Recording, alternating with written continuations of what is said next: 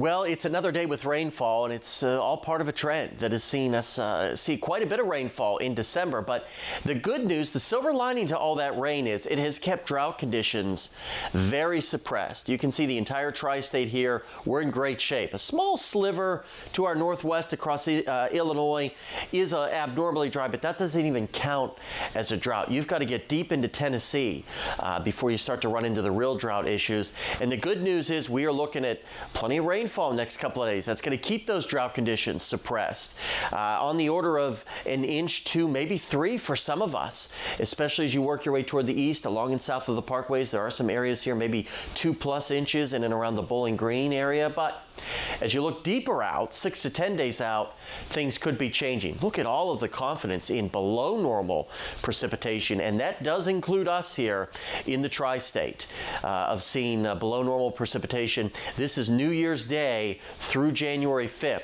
Could be drier than normal, but it could be a lot colder as well. So you gotta, what do you want? Do you want the mild temperatures with the rain, or do you want it cold and dry? Because apparently we can't have it being, warm and dry or cold and snowy, depending on what you like. We'll see that rain this morning wrapping up by the afternoon. By the lunch hour, a lot of that steady rain we're seeing is well off to the east, but we will be left with a lot of pesky mist and drizzle. You see a lot of those little green dots there, kind of indicative of that. Maybe a little bit of clearing tonight, but it will not last, because as we get into our Saturday, more of the same.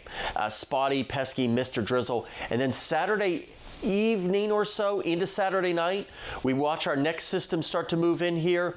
That will bring us plenty of heavy rain and maybe a couple of rumbles of thunder as well. In fact, that rain could be heavy enough to result in a little bit of flash flooding, which is excessive rainfall here. So you're going to want to keep checking back with us for updates on that Saturday night forecast. But this morning's rain should wrap up by lunch.